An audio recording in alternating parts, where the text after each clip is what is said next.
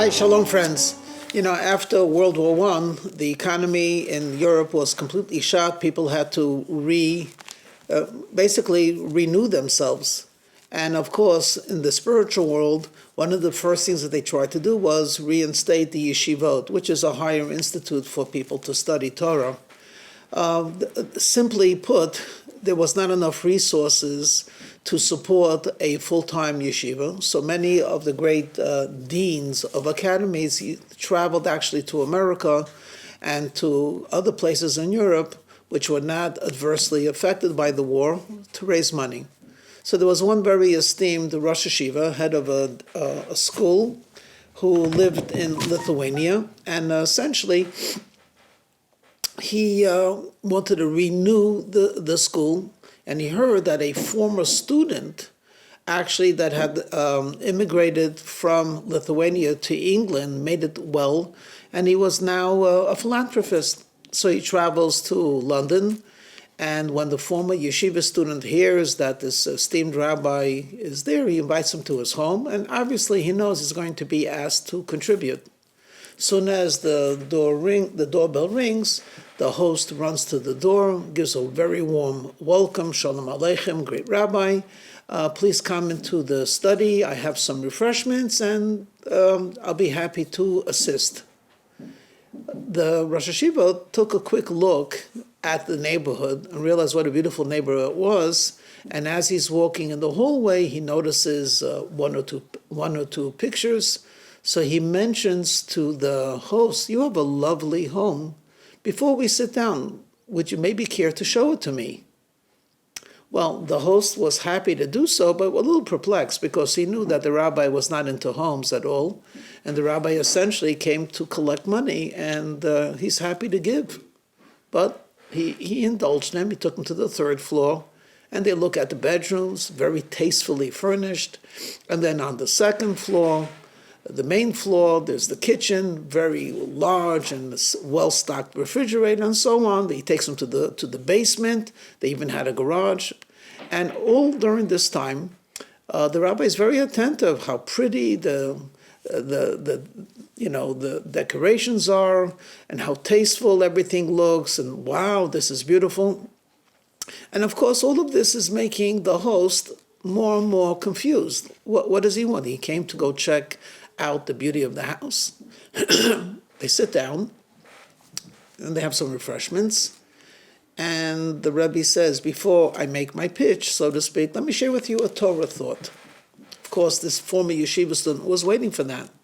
He said, as you probably remember, one of the laws of the Torah, biblically speaking, is that in ancient Israel, you would, every 10th animal would be essentially set aside to be brought to Jerusalem, where it was brought in the temple, and then the food was shared with the Kohen and with the owner, and essentially many other poor people in Israel always had something to eat because there was always somewhere someone having this open barbecue, essentially. So he says, you do remember how they counted the 10th animal. He said, sure, I remember. Essentially what would happen is they would have an opening in the corral or the pen, and one by one the animals would leave. So it'd be one, he would count, 1, 2, 3, 4, 5, 6, 7, 8, 9. And then on the 10th one, he would say the 10th, and then make a mark on it with some type of a paint that designated this animal to be the 10th animal which we brought to Jerusalem. So the rabbi is speaking to the host. He says, why did God want it that way? Why not just count up how many animals are in the pen? It's a lot easier. So you count 72 animals, and then you know that you have to bring 7 to the temple, to Jerusalem. Why did God want it to go out to be counted one by one? And he replied, if God were to say, I want 10% of your flock, people would say, sure, but deep down they would be thinking that's a very sizable amount of money. So instead, God says, look, count 1, that's yours. 2, that's yours. 6, that's yours. 7, 8, that's yours. 9, you have already 9 animals, can't you give at least 1? And it makes a big difference whether you tell a person you have to give 10% of what you own in terms of finances to God, or if someone says, God has given you 90%. Everything that you own, God gave you 90% of it. He's just asking for 10%. A major difference in the way, in perspective. So he then said, I'm going to come and ask you to help the poor people in Lithuania. But perhaps you forgot.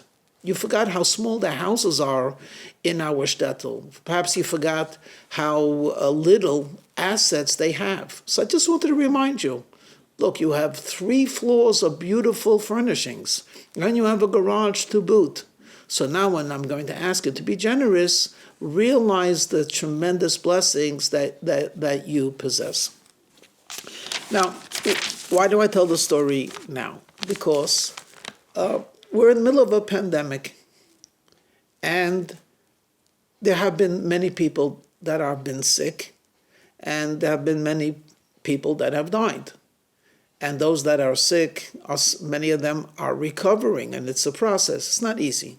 Some of us might know such people. So certainly I'm not making light of this at all. Very, very serious. But I'm quite reasonably sure that most of the people that will be watching this YouTube are healthy. And yet, I don't know anyone who's not complaining. We are very upset. About what? When you actually think about it, about the inconvenience that has been thrust upon us, about the fact that our favorite brand of tissues is not available. We're upset. It's irritating to have to wait 10 minutes before you come into a store. And it's occasionally you're looking for a product and it's not there. And everyone looks weird with the masks. Okay, these are real irritations. And they're nothing more than irritations.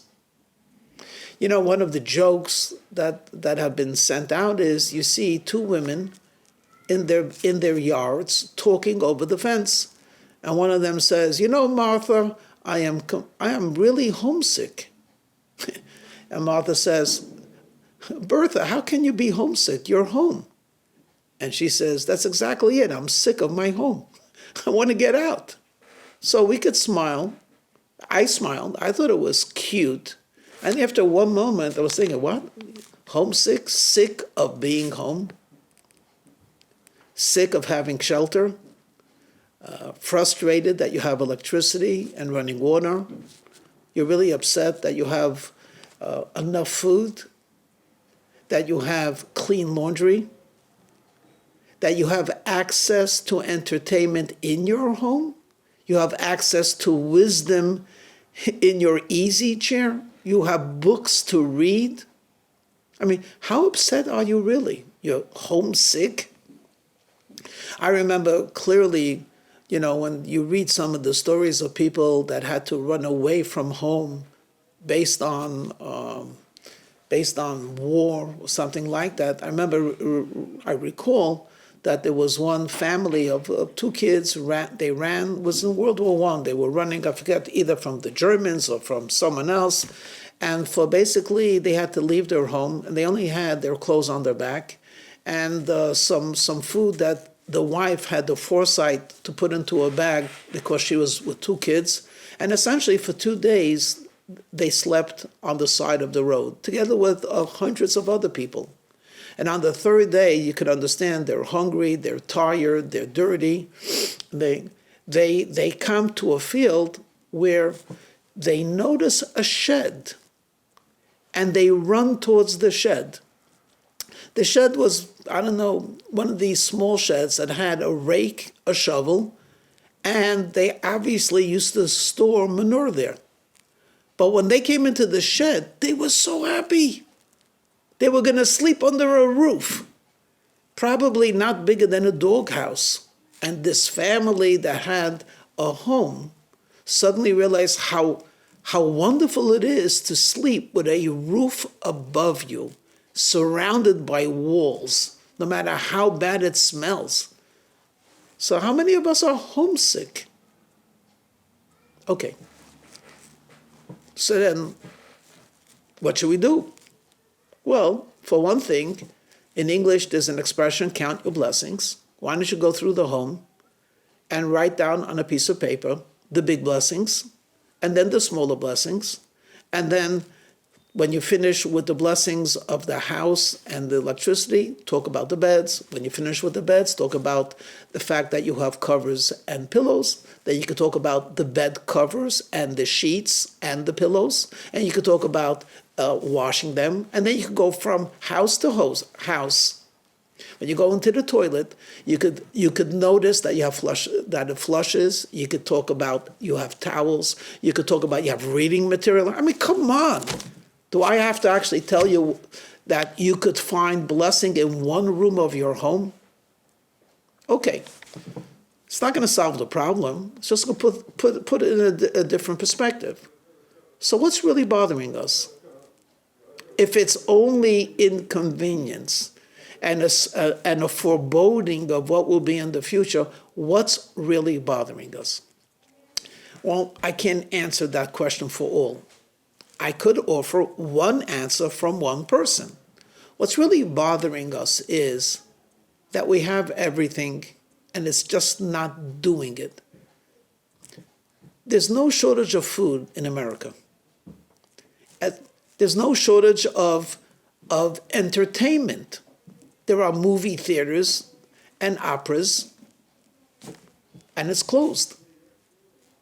There's no shortage of entertainment. There are Disneyland and Six Flags are still here, but they're not being used. We have bars that are not being used. We have stores that are filled with literally paradise. Any conceivable food or clothing or implement you could get. I mean, people are still doing it on Amazon, but we have those stores in front of us. 3-dimensional, you can walk in and touch it, and they're not being used. It's like an amazing thing. There's a beautiful world in front of us, and it's not satisfying us. Why? Well, obviously because you're not utilizing it. But just think for a moment in a conceptual way. We have a world filled with every conceivable physical blessing, and we're upset. You know, one group of people that are dealing with this a lot better than most? It's a group of people that have a reason to live. And if they didn't have a pizza or they didn't do a vacation, they're still living. They found meaning in life. At the very basic, they're happy they're alive. A little bit deeper, they have a family. And most fundamentally, they have a God. They have things that they do every single day for only one purpose: to please their Creator and to create goodness on a cosmic level. Yeah, I'm referring to the Jewish people in particular, and I'm referring to you and me. It's irritating that we can't go shopping, but it's not life-changing. As long as you could open up a prayer book, or open up a Bible, or open up a Talmud, or open up a book of Kabbalah. And if you don't have that in your home, all you have to do is go to your computer and go to the hundreds of websites that have authentic Torah teachers and authentic Torah studies, and you realize that, you know what? I could live without the bar. What are we looking for in life? Meaning. What we're looking for in life is not the thrill, but what's enduring and sustaining. And that's why many have rekindled a love of family, because that is real. Why is God doing all of this for us? I don't know, but no, I use the expression for us, for our benefit. Perhaps, and only perhaps, this is God's gift to us, to open up a window in our humdrum life, to remind us that life is not humdrum. you should look for something deeper and holier, something that will make life very, very worthwhile living. And yes, there's actually a one word that encapsulates that. Mashiach, the Messiah, the Redeemer, the Supreme Teacher, the one that will actually remind each and every one of us of eternal truths and will be the great inspirer and leader for the world. So let's take advantage. We still have a couple of minutes to be in our home. Don't be sick of your home. Be sick of exile. Be sick of the fact that other people don't have a home. Be upset that God's home is not rebuilt. When we will be homesick for God, feel bad that God's home has not yet been rebuilt, all of the other problems will simply disappear. Shalom.